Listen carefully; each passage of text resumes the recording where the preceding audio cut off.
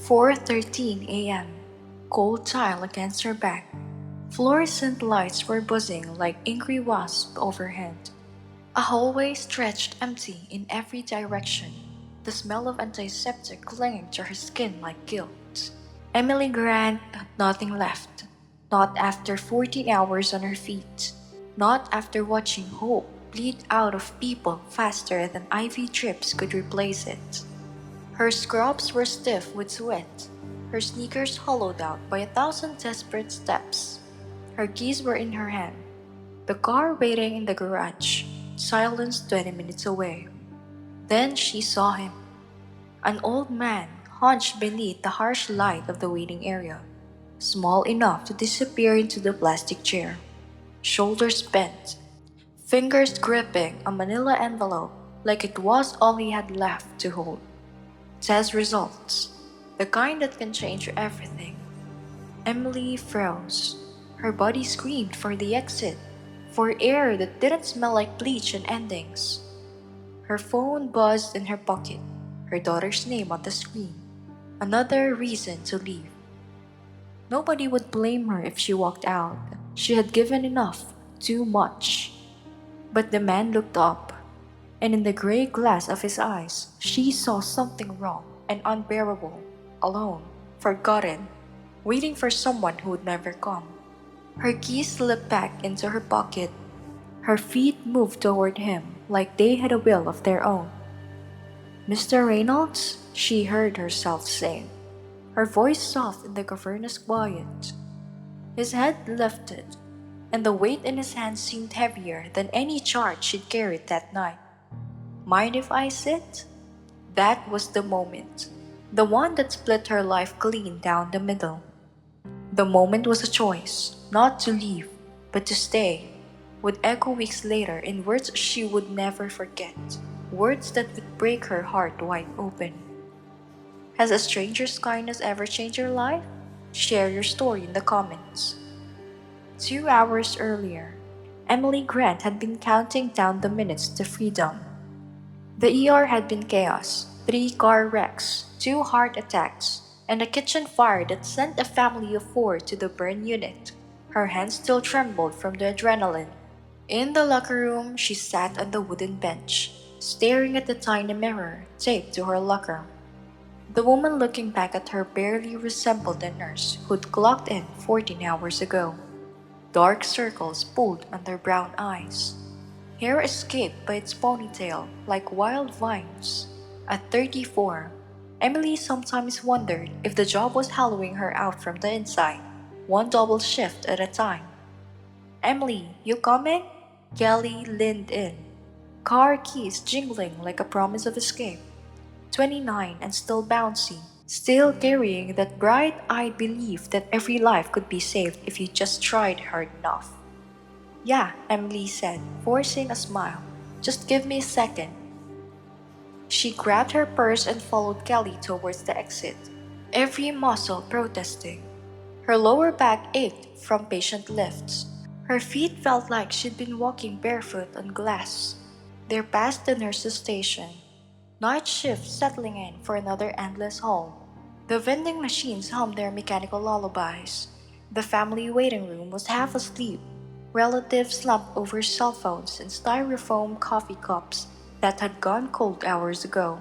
And then Emily saw him, Mr. Reynolds, sitting alone in the main waiting area, like a question no one wanted to answer.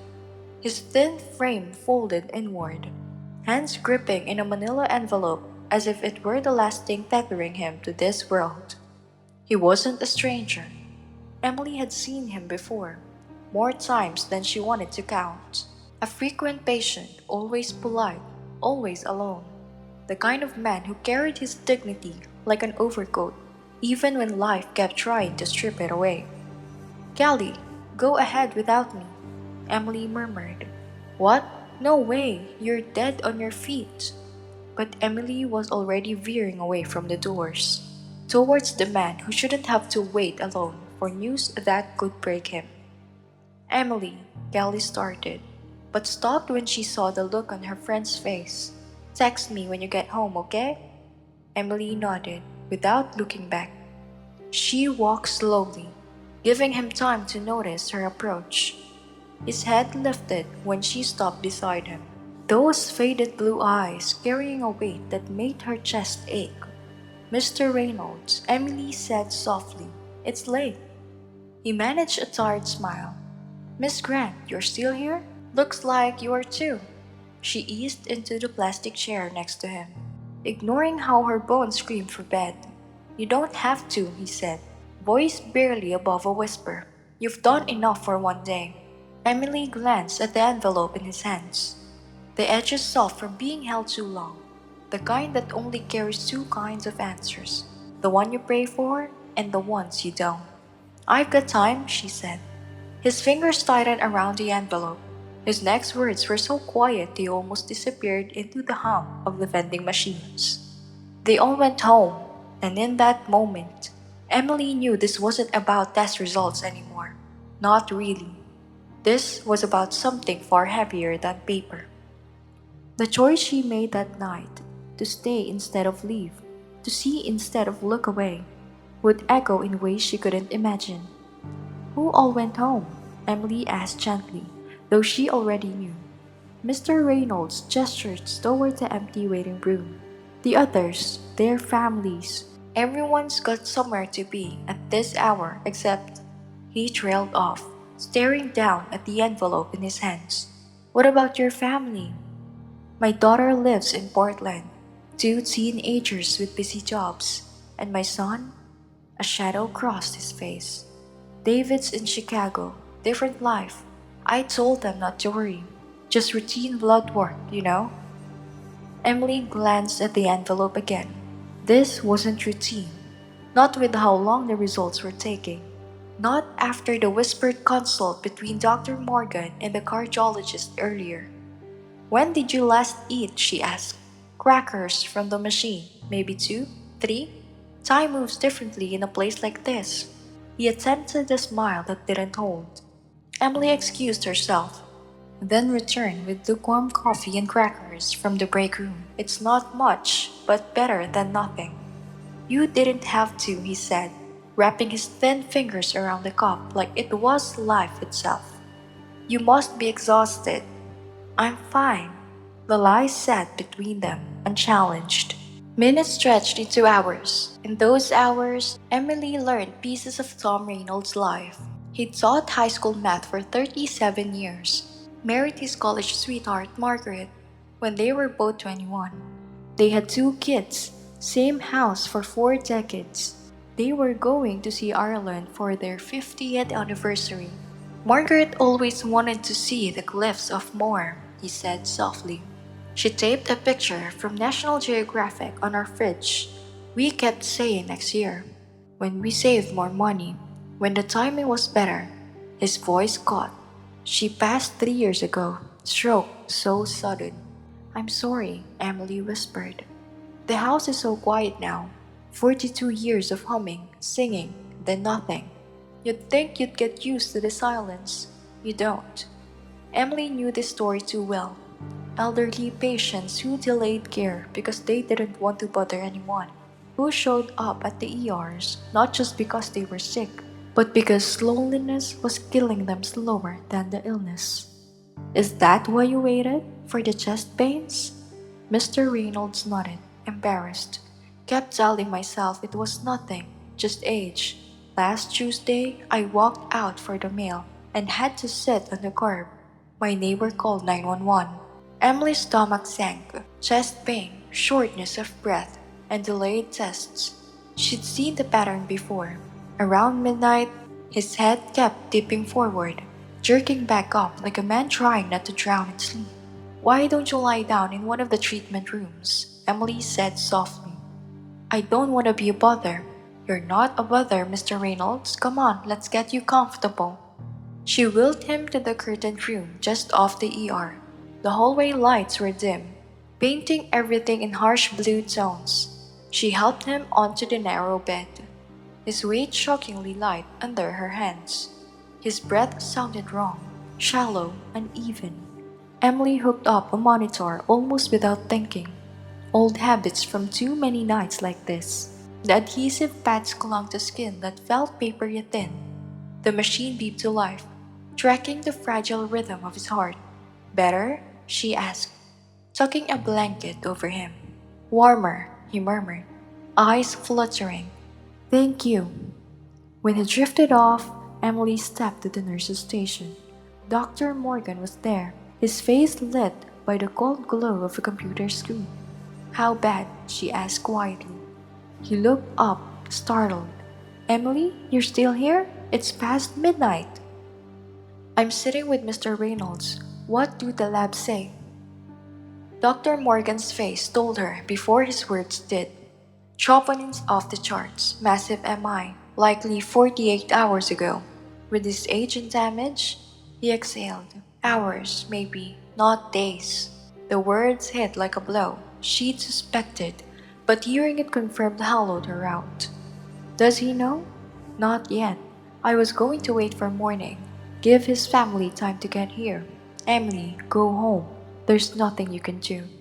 But there was. She could make sure he wasn't alone. When she returned, Mr. Reynolds was awake, disoriented. Where?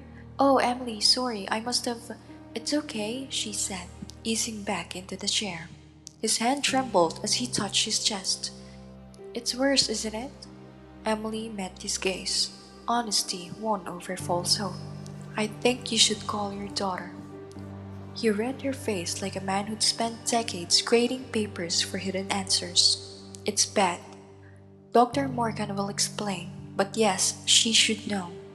He nodded slowly, like he'd been bracing for this conversation all along. Funny thing, Margaret always told me to see the doctor months ago. Got that look, you know? The one wives gives when they're trying not to say I told you so. She sounds smart. Smartest person I ever knew. His voice faltered. Emily, can I ask something? Anything. Will you stay? Until Julia comes? I know it's a lot to ask, but His voice cracked. I don't want to be alone. Emily's throat burned. Of course I'll stay. At 3 a.m., the monitor betrayed what words hadn't. Sharp alarm splitting the silence. The erratic peaks of a heart running out of fight. His breathing turned ragged, and his hands gripped Emily's with a strength born of fear. Stay with me, he whispered. Please. I'm right here, Emily said, steady, even as her own pulse thundered. I'm not going anywhere. The sound came sharp and merciless, slicing through the fragile quiet of pre-dawn. Emily froze. For half a heartbeat, the world narrowed to those words, echoing against the sterile walls like a verdict. Room 14. Tom. She was running before the words finished echoing through the corridor. Sneakers pounding against the sterile sign, fluorescent lights flickering above like a strobe. She shoved the door open and froze just long enough for the scene to brand itself into memory. Mr. Reynolds lay sprawled against the crisp white sheets, chest rising in erratic jerks that didn't look like breathing at all. The monitor screamed in staccato beeps, then flatlined into a single, endless tone. No, no, Tom! Emily lunged forward, slamming the code button with one hand while pulling back the blankets with the other. Stay with me, you hear me? Stay! Dr. Morgans and two nurses burst in almost immediately, crashed cartwheels squealing like brakes on wet asphalt. The room flooded with controlled chaos, gloves snapping, drawers clattering open, voices sharp and fast. Emily, compressions now! She climbed onto the edge of the bed without hesitation, locking her hands over Tom's frail chest. Her shoulders strained, arms pumping with brutal rhythm. She felt the brittle give of ribs and the hollow thud of a failing heart. Come on, Tom, come on, she whispered between pushes, sweat rolling down her temples. Defibrillator pads slapped against pale skin, charging, the nurse called. The whine of electricity filled the room. Emily lifted her hands as the first shock jolted him upright, then dropped back limp. Resume compressions, Morgan ordered. Emily obeyed, every moment fueled by sheer will. This wasn't just protocol. This wasn't just another patient. This was Tom Reynolds, the man who'd told her about Margaret, And the cliffs of Moher, who apologized for being a bother when he was dying inside. Push Epi, Morgan said. Another shock, another cruel second of hope. The monitor blipped, a faint peak so small Emmeline almost missed it. There, he's trying. Tom, don't quit now. But hope was fragile. The line flattened again, long and merciless. Emily, Morgan's voice was softer now, weighted with finality. No! Her arms burned, Long screamed, but she kept going. He's still in there. Emily, his hand closed over hers, gentle, unshakable. It's over.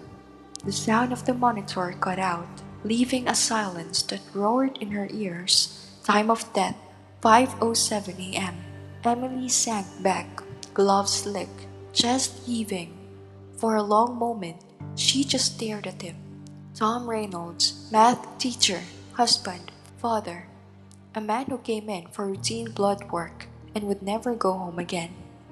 She reached for his hand, still warm, and held it between hers. You weren't alone, she whispered, her voice breaking on the last word. I promised. Someone drew the sheet up to his chin. The room emptied, just Emily and the weight of what remained. She peeled off her glove slowly, fingers trembling. The heart monitor was dark now, its blank screen reflecting the pale glow of dawn creeping through the blinds. On the bedside table sat the envelope. Emily picked it up, slipped it into her pocket like a secret she couldn't leave behind. Outside the hospital, the sky was breaking open in bruised streaks of pink and gold. Emily sat in her car, staring at the empty street ahead. Her body ached. Her mind replayed every second, the beeping, the shocks, the moment hope died. She thought of Margaret and Ireland, of promises postponed until there was no time left. And she thought of Tom, who had asked for one simple thing, don't let me be alone. He wasn't. In a world that looks away too easily, that had to count for something. But the question followed her like a shadow. Through the elevator ride, through the sterile hum of the ER, through the quiet moments where she should have slept but couldn't. So when the alarm screamed at 6 o'clock, her body refused. First time in years. Too many nights staring at the ceiling, replaying the same moment in her head. Tom Reynolds' hand gripping hers, the monitor's flatline tone slicing the air. You weren't alone, she had whispered, but the doubt lingered like a bruise. Wasn't enough? She bypassed the coffee stand, no time, and headed for the staff lounge to drop her bag. That's when she heard her name. Emily? The voice came from the reception desk. Janet, the unit clerk, waved her over. Her expression wasn't annoyed, it was guarded. There's a family here asking for you, Janet said. Emily's stomach tightened. Families didn't usually ask for nurses unless something was wrong. A medication error, a missed chart note, compliant that could cost her the job she'd given her life to. They've been waiting about 20 minutes, Janet added, pointing towards the family conference room. The one with soft lighting and cushioned chairs, the one reserved for hard conversations and bad news. Emily walked down the hall slowly, balls drumming in her ears. Each step felt heavier than the last. She reached the door, knocked lightly, and stepped inside. 3 people stood as she entered. A woman in her 30s with reddish hair, and the kind of tired eyes Emily had seen in too many waiting rooms. 2 teenagers, a boy slouched in a hoodie, a girl hugging her arms to her chest, and an older man who lingered in the corner like he wasn't sure if he belonged. The woman took a step forward, clutching a bouquet of daisies wrapped in crinkled paper. Are you Emily Martinez? Yes, Emily's throat felt suddenly dry. The woman's voice softened. I'm Julia Reynolds, Tom's daughter. The name hit like a jolt of electricity. Reynolds, Tom. For a second, the room tilted. Emily had prepared for anger, for blame hurled like a stone at the first face they recognized. But Julia's eyes held something else, something worse, gratitude. I wanted to thank you, Julia said, her voice trembling. Dr. Morgan told me. He told me you stayed with Dad all night, that you made sure he wasn't alone. Emily swallowed hard. Words wouldn't come. She managed a whisper. I'm so sorry for your loss. You gave him something we couldn't. Julia's composure cracked. You gave him dignity. You gave him kindness. Emily wanted to say I tried. She wanted to say I should have done more, but the words felt useless against the weight of Julia's grief. Talked about you, Emily said instead, her voice quiet. About your mother. He loved you very much. Julia's lip quivered. I should have come sooner. The confession spilled out like water through a crack. I kept telling myself there would be more time.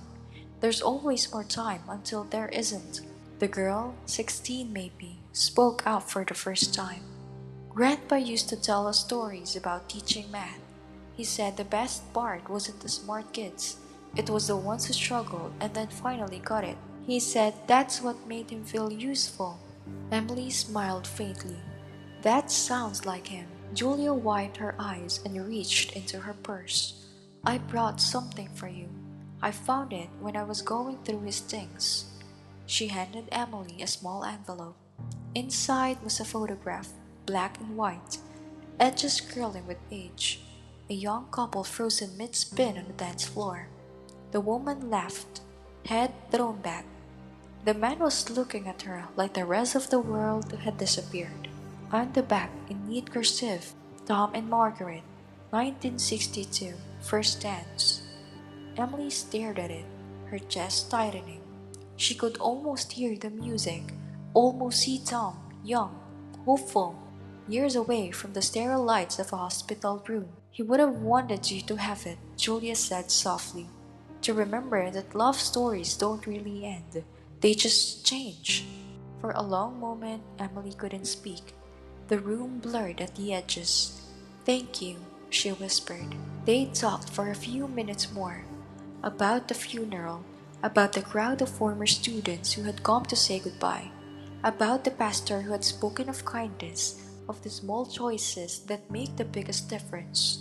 When Julia stood to leave, she hugged Emily tightly. The girl and boy followed, offering shy smiles. Emily held the photograph like something fragile, something sacred, and when the door closed behind them, she sat there alone in the quiet, the bouquet of daisies on the table, the photograph burning in her hands like a promise. Tom Reynolds had died in a hospital bed under fluorescent lights, but he hadn't died invisible, not completely, and maybe that mattered most that she'd let herself believe. She thought about Julia's words. You gave him something we couldn't. What about the others? The ones still out there, waiting in silent rooms, clutching envelopes, trying not to disappear. That afternoon, Emily started something new. On her dinner break, she would walk through the waiting areas, not just in the ER, but the oncology wing, the surgical floor. She shadowed corners where loneliness lingered like smoke after the fire. When she saw someone sitting alone, she sat with them, asked if they'd eaten, fetched a coffee, helped call a son or daughter who hadn't answered yet. It wasn't much, just minutes stolen from the grind. But she was beginning to understand something Tom Reynolds had tried to teach on his own way. Sometimes the smallest act changes everything. Sometimes the difference between being invisible and being seen is one person who stays. And Emily, bone tired, still carrying grief like a second skin, decided she would be that person. 6 months later, Emily stood in front of her locker, the hospital's hum vibrating through the thin metal door. Her scrub smelled faintly of antiseptic and coffee, and inside the locker, taped at eye level, was the photograph. Tom and Margaret, frozen mid-spin in a black and white world where everything was still possible. She touched the edge of the picture, smoothing like a wrinkle that hadn't been there yesterday. Behind her, voices rose and fell in the staff room. A new nurse complaining about double shifts, someone laughing at the joke Emily didn't hear. But over time, something else had changed. At first, it was just Kelly. Emily caught her once, sitting in the family waiting area during her break, marking small talk with a man whose wife was in surgery. A few days later, Marcus started doing the same. Then Janet from pediatrics. No memos, no announcements, just a quiet shift, like a ripple moving through the hospital. Nobody waits alone. Emily didn't start it to spark a movement. She'd only wanted to keep one man company on a night that stretched too long. But now, it was becoming part of the culture. She noticed Amy one afternoon, the new nurse with the skeptical eyes. Emily had told her weeks ago, "When the time comes, you'll know what to do." Now here she was in the oncology wing, sitting beside an elderly woman, clutching a tissue in one hand and a rosary in the other. They weren't talking, just sitting in the kind of silence that feels like a hand on your shoulder. Emily didn't interrupt. She just smiled and kept walking. The hospital administration eventually noticed. Satisfaction scores climbed. The comment cards said things like, "Someone stayed with me when I was scared. I never felt invisible." They even branded it Compassionate Care Moments. Put it on posters, added it to training modules, asked Emily to speak at orientation.